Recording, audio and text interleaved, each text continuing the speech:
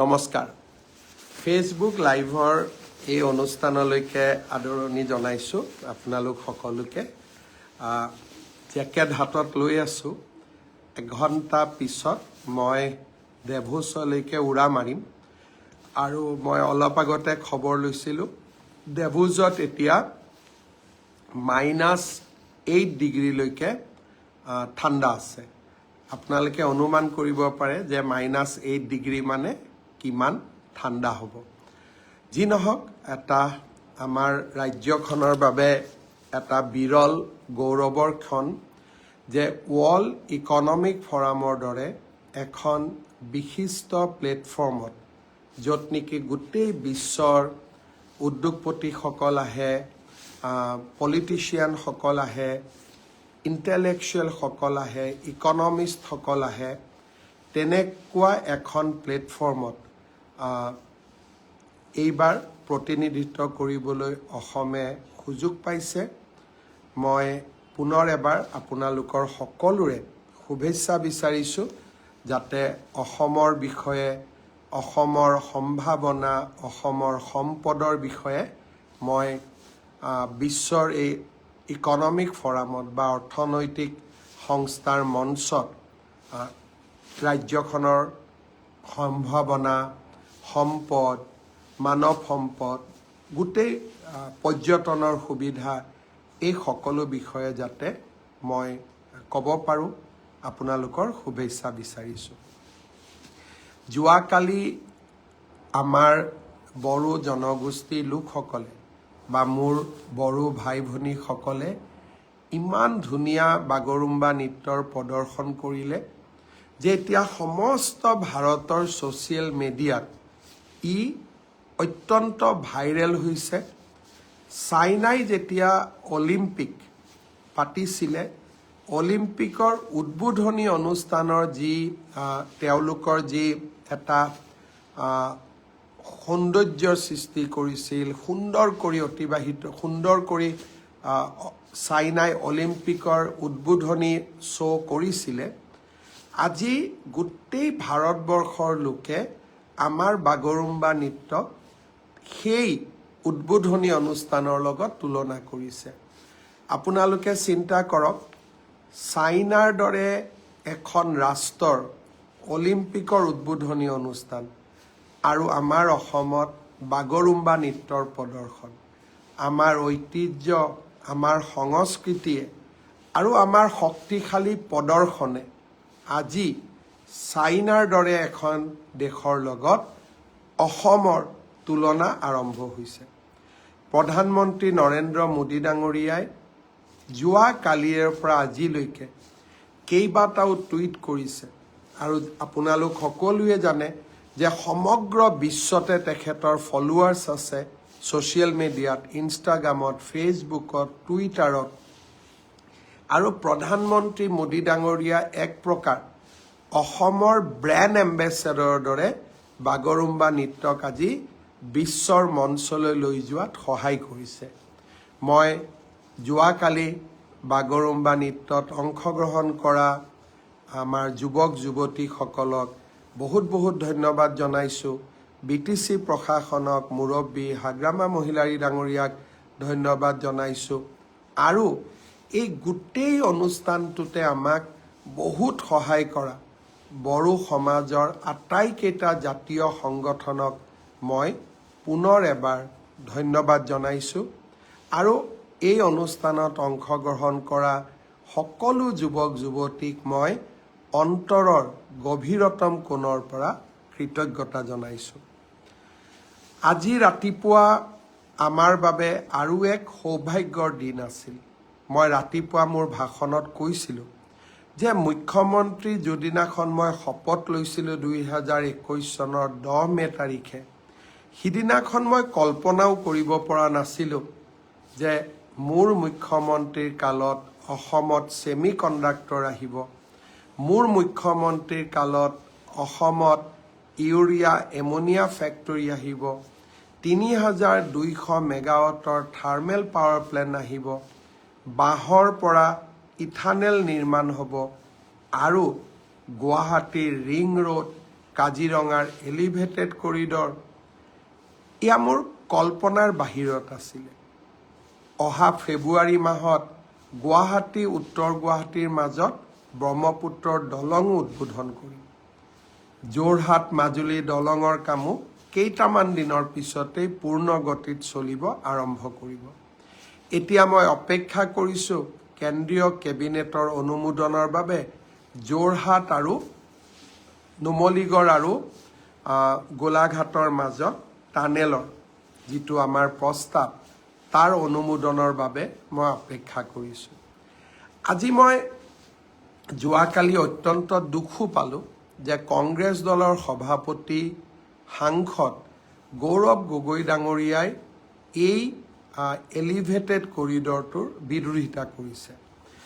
2019 চনত বৰ্তমানৰ নেশ্যনেল হাইৱেটোৰ কাৰণে বানপানীৰ সময়ত কাজিৰঙাত 1300 জীৱ জন্তুৰ মৃত্যু হৈছিল।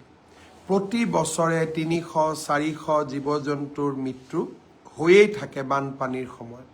আৰু বানপানীৰ সময়ত আপোনালোকৰ মনত আছে আমি যেতিয়া ট্ৰাকবিলাক ডাইভাৰ্ট কৰি দিওঁ তেজপুৰেদি মানুহৰ কিমান ক্ষতি হয়। আজি 7,000 কোটি টকা অসমত বিনিয়োগ হ'ব। অকল GSTৰ পৰাই অসমে লাভ কৰিব অলমোষ্ট 700 কোটি টকা। আৰু এই এলিভেটেড কৰিডৰটোৱে কাজিৰঙাৰ বন্য জীৱ জন্তুক ৰক্ষা কৰিব। আৰু আটাইতকৈ ডাঙৰ কথা গৌৰৱ গগৈ ডাঙৰীয়াই প্ৰতিনিধিত্ব কৰা যোৰহাটৰ লোক যেতিয়া গুৱাহাটীলৈ আহিব বা গুৱাহাটীৰ লোক যেতিয়া যোৰহাটলৈ আহিব তাৰ ডিষ্টেঞ্চ 1 ঘণ্টা কমি যাব। 1 ঘণ্টা ডিষ্টেঞ্চ কমা মানে গাড়ীৰ পেট্ৰল কিমান কমিব, গাড়ীৰ ডিজেল কিমান কমিব।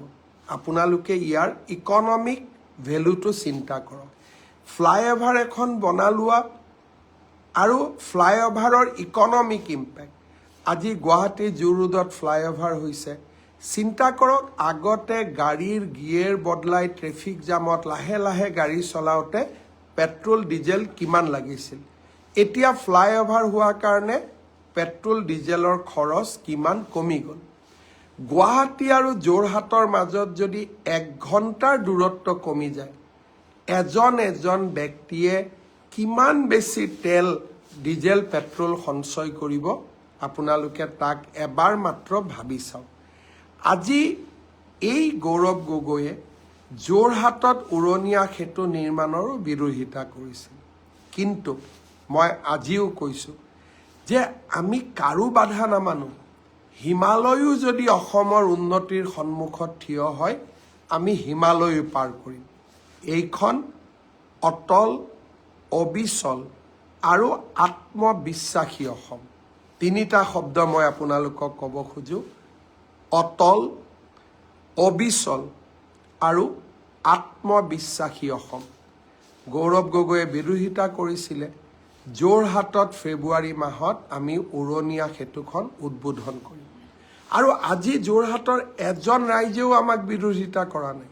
কাৰণ ৰাইজে দেখিছে যে আমাৰ পলিটিকেল উইল আছে, ৰাজনৈতিক ইচ্ছা শক্তি আছে যে যিমান সময়ত কম সিমান সময়ৰ ভিতৰতে আমি উৰণীয়া সেতু নিৰ্মাণৰ কাম আমি শেষো কৰিম, ৰাইজক উপহাৰো দিম। আজি প্ৰধানমন্ত্ৰী ডাঙৰীয়াৰ আশীৰ্বাদৰ লগে লগে এলিভেটেড কৰিডৰৰ নিৰ্মাণৰ কাম আৰম্ভ হ'ল। এতিয়া গৌৰৱ গগৈ যদি সন্মুখতো থিয় হয়, যেনেকৈ মানুহে এভাৰেষ্ট পাৰ কৰে তেনেকৈ অসমৰ ইচ্ছা শক্তিয়ে তেওঁৰ বাধাক অতিক্ৰম কৰি কাজিৰঙাৰ এলিভেটেড কৰিডৰেৰে আমি জীৱ জন্তুকো বচাম আৰু গুৱাহাটী আৰু যোৰহাটৰ মাজৰ দূৰত্ব 1 ঘণ্টা আমি কমাই পেলাম। শ্ৰদ্ধাৰ অসমবাসী ৰাইজ, 3টা সৰু সৰু খবৰ মই আপোনালোকক দিব খুজিছোঁ। বহুদিনৰ পৰা পুলিচ কনিষ্টবল নিযুক্তিৰ সময়ত মোৰ যুৱ বন্ধুসকলে মোক ৰিকুৱেষ্ট কৰিছিল যে পুলিচৰ ৰিক্ৰুটমেণ্টৰ ঊৰ্ধ্বতম বয়স হয় 18ৰ পৰা নিম্নতম 18, ঊৰ্ধ্বতম 25 বছৰ। তেওঁলোকে কৈছিল যে ইয়াক 1-1-2026 পৰা গন্তি কৰিব নালাগে, 1-1-2025 পৰা গন্তি কৰিব লাগে। যদি আমি 1-1-2025 পৰা ইয়াক গন্তি কৰোঁ, তেতিয়া আজি 18 বছৰ হোৱা ল'ৰা ছোৱালীবিলাকে ইয়াত অংশগ্ৰহণ কৰিব নোৱাৰিব। বহুত ল'ৰা ছোৱালী নিৰাশ হ'ব। কিন্তু 1-1-2025 বয়সৰ সীমা নধৰা কাৰণে যিসকলে 25 বছৰ অতিক্ৰম কৰি 26 বছৰত ভৰি দিব, তেওঁলোকো ডিপ্ৰাইভ হ'ব। তেওঁলোকে মোক দুখেৰে জনাইছে। সেয়েহে আজি অসম চৰকাৰে সিদ্ধান্ত গ্ৰহণ কৰিছে যে পুলিচৰ ৰিক্ৰুটমেণ্টৰ বয়স আমি 25 বছৰৰ পৰিৱৰ্তে 26 বছৰ কৰিম। অৰ্থাৎ এতিয়া নিম্নতম বয়স 18 বছৰ হ'ব, ঊৰ্ধ্বতম বয়স 26 বছৰ হ'ব। ইয়াৰ ফলত 1-1-2025 যোনে মোক বিচাৰিছিলে তেওঁলোকেও আবেদন কৰিব পাৰিব, আৰু 1-1-2026 হোৱা সকলেও আবেদন কৰিব পাৰিব। সহজ ভাষাত পুলিচত এপ্লাই কৰিবৰ কাৰণে হাইয়েষ্ট লিমিট, এজৰ ঊৰ্ধ্বতম সীমা আমি 25ৰ পৰা 26 বছৰলৈকে বঢ়াই দিছোঁ। ইয়াৰ সুফল মই ভাবোঁ আপোনালোকে লাভ কৰিব, আৰু পুলিচত আবেদনৰ সময়ো আমি 15 দিন বঢ়াই দিম, যাতে সকলো কেণ্ডিডেটে সোনকালে আৰু সময়মতে আবেদন কৰাত কোনো অসুবিধা নপৰে। দ্বিতীয়তে, কেইটামান দিন আগতে মই আপোনালোকক কৈছিলোঁ যে আমাৰ তৃতীয় আৰু চতুৰ্থ শ্ৰেণীৰ কৰ্মচাৰীসকলে যাতে মিউচুৱেল ট্ৰান্সফাৰৰ সুবিধা ল'ব পাৰে, তাৰ বাবে আমি স্বাগত সতীৰ্থ পৰ্টেলটো আৰু এবাৰ মুকলি কৰি দিম। আজি মই আপোনালোকক আকৌ জনাব খুজিছোঁ যে এইবাৰ ADREত যোগদান কৰা কেণ্ডিডেটসকলকে ধৰি সকলো চৰকাৰী কৰ্মচাৰীক বদলিৰ বাবে আবেদন কৰিবলৈ সুবিধা দিবলৈ স্বাগত সতীৰ্থ পৰ্টেলটো আমি ফেব্ৰুৱাৰী মাহৰ প্ৰথম সপ্তাহত মুকলি কৰি দিম। বহুকেইজন প্ৰাৰ্থী ইয়াৰ পৰা উপকৃত হ'ব। তৃতীয়তে, ADRE পৰীক্ষাৰ বাবে দিব্যাংগ যিসকল লোকে আবেদন কৰিছিলে, তেওঁলোকে মোক কৈ আছে আমাৰ ছেকেণ্ড টাইম মেডিকেল হ'ব লাগে। মই ৰাইজৰ কথা শুনি চলোঁ। ছেকেণ্ড টাইম মই মেডিকেলৰ সুবিধা এটা আপোনালোকক আকৌ দিম। কিন্তু যদি আপোনালোক দিব্যাংগ নহয়, দিব্যাংগৰ কোটাত কিন্তু আমি আপোনালোকক চাকৰি কৰাৰ সুবিধা নিদিওঁ। সেইটো ক্ষেত্ৰত মোক হেঁচা নিদিব। কিন্তু আপোনালোকে যিহেতু কৈছে যে আৰু এবাৰ আমাক চেকআপ কৰাৰ সুবিধা দিয়ক, নিশ্চিতভাৱে আমি আপোনালোকক সেই সুবিধা প্ৰদান কৰিম, যাতে আপোনালোকে আৰু এবাৰ এই ব্যৱস্থাত বা আৰু এবাৰ যদি আপোনালোকৰ প্ৰথমটো ডাউট আছে, আৰু এবাৰ যাতে আপোনালোকে সোনকালে আবেদন কৰিব পাৰে। ভেঞ্চাৰ স্কুলৰ শিক্ষকৰ পৰ্টেলটো মই খুব সোনকালে মুকলি কৰি দিবলৈ শিক্ষা বিভাগক মই জনাইছোঁ। মই বিশ্বাস কৰোঁ যে ৰণোজ পেগু ডাঙৰীয়াই খুব সোনকালে ভেঞ্চাৰ স্কুলৰ আবেদনৰ পৰ্টেলটো মুকলি কৰি দিব। আজি মই বিশেষ আপোনালোকক আমনি নকৰোঁ, কাৰণ ময়ো যাব ওলাইছোঁ।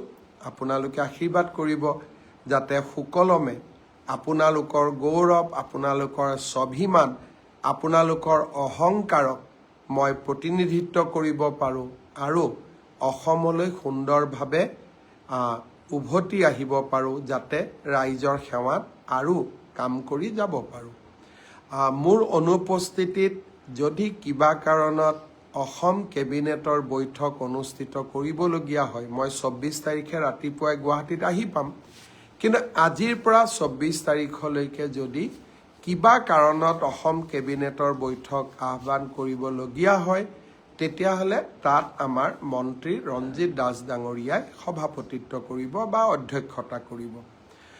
আনহাতেদি মই 24 তাৰিখে ৰাতিপুৱা উভতিও আহিম। গণৰাজ্য দিৱসত আমি সকলোৱে আকৌ লগ হ'ম। পুনৰ এবাৰ প্ৰধানমন্ত্ৰী ডাঙৰীয়াক তেওঁৰ সফল অসম ভ্ৰমণৰ বাবে আমাৰ প্ৰতি দেখুওৱা আশীৰ্বাদৰ বাবে, সহযোগিতাৰ বাবে, অসমৰ প্ৰতি দেখুওৱা অগাধ ভালপোৱাৰ বাবে তেখেতক মই ধন্যবাদ জনালোঁ। বাগৰুম্বা নৃত্যত অংশগ্ৰহণ কৰা যুৱক যুৱতীসকলক মই আকৌ এবাৰ শুভকামনা জনালোঁ। এক্সপাৰ্ট কমিটিক শুভকামনা জনালোঁ। সকলোকে মই মোৰ প্ৰণাম জনালোঁ আৰু আপোনালোক সকলোকে মোৰ আকৌ এবাৰ শুভকামনা জনালোঁ। বহুত বহুত ধন্যবাদ। জয় হিন্দ, বন্দে মাতৰম, জয় আই অসম।